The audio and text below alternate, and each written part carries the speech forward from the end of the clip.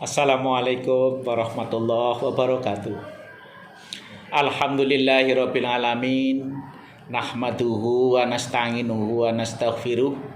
Wa na'udzu billahi min sururi anfusina wa min sayyiati a'malina. May yahdihillahu wa may yudlil fala hadiyalah. Asyhadu an la ilaha illallah wa asyhadu anna Muhammadan abduhu wa rasuluh. Allahumma sholli ala sayyidina Muhammad wa ala ali sayyidina Muhammad. Wa qala Allah ta'ala fil Qur'anil Karim, a'udzu billahi minasyaitonir rajim.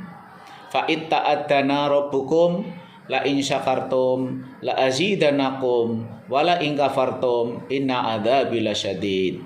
Para kakak-kakak pembina, pengurus kewaran dan adik-adik penegak, penggalang dan siaga di wilayah Kewarcap Kabupaten Purbalingga dan sekitarnya. Marilah kita bersama-sama memanjatkan puja dan puji syukur atas segala nikmat dan karunia-Nya sehingga pada tahun ini 1444 Hijriah kita masih diberi umur panjang, diberi kesempatan sehingga kita dapat memasuki bulan Ramadan yang penuh berkah dan penuh barokah.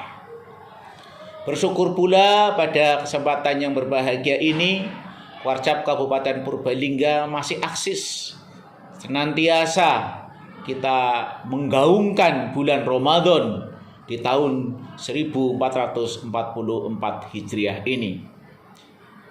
Izin saya akan menyampaikan 3 doa yang dibacakan, yang disampaikan oleh Malaikat Jibril kepada Nabi Muhammad SAW. Jika Malaikat Jibril berdoa kepada Allah Subhanahu wa Ta'ala, lalu yang mengaminkannya adalah Nabi Muhammad SAW, siapa berani menyangkal doa itu ditolak Allah? Tiada doa yang lebih baik daripada doa Jibril yang diaminkan oleh Rasulullah SAW. Secara logika, doa Jibril tidak mungkin ditampik oleh Allah. Terlebih lagi yang mengamininya adalah Rasulullah Muhammad SAW. Hal ini pernah terjadi di bulan Syawal. Dalam sebuah riwayat disebutkan ketika itu para sahabat sempat mendengar Rasulullah SAW mengucapkan amin sampai 3 kali.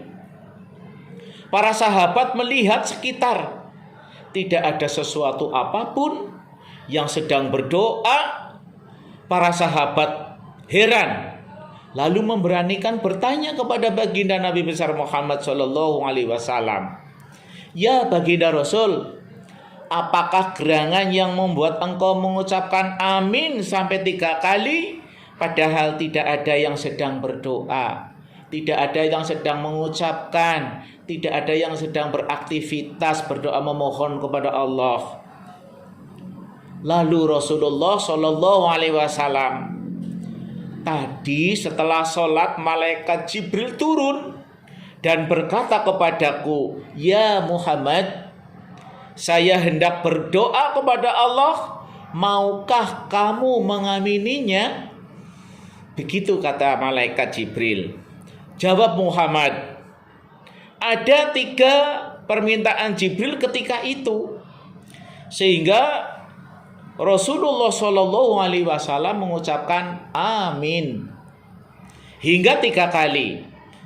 Permintaan apa yang diminta oleh malaikat Jibril antara lain yang pertama, ya Allah, hari ini 1 Syawal aku memohon kepadamu, jangan engkau terima puasa ibadah seorang yang yang durhaka kepada kedua orang tua, ibu bapaknya.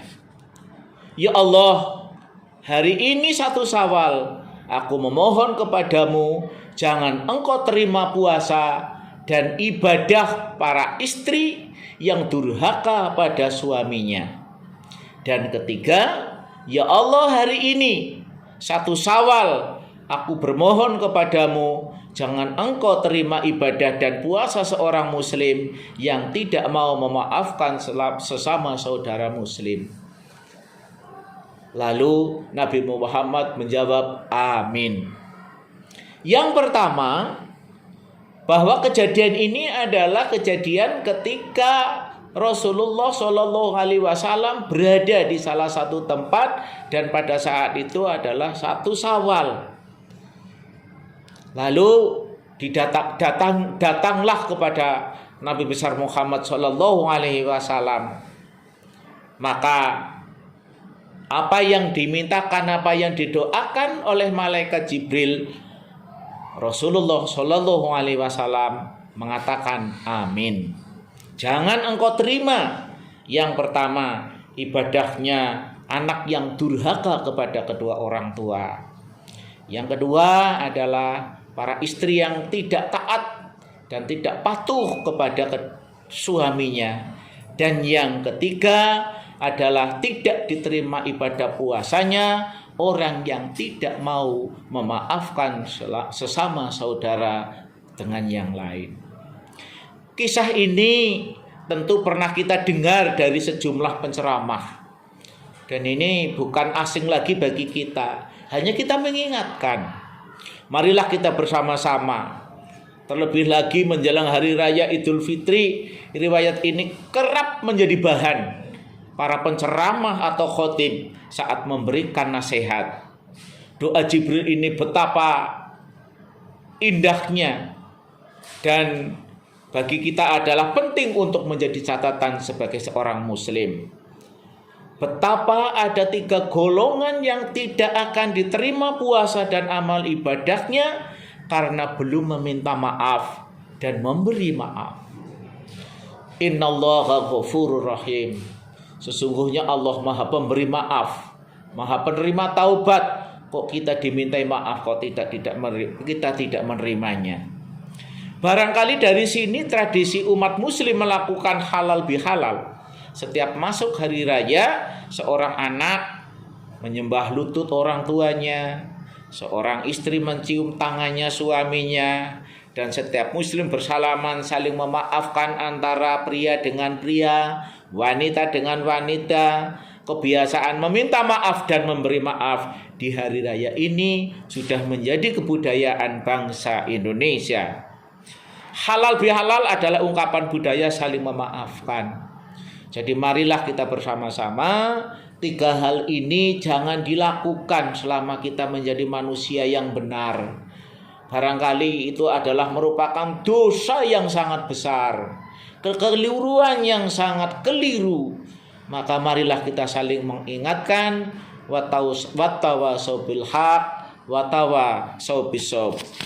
Untuk itu, lantas apa kaitannya dengan doa Jibril menyebut jangan diterima puasa dan ibadah seorang anak yang durhaka kepada orang tua?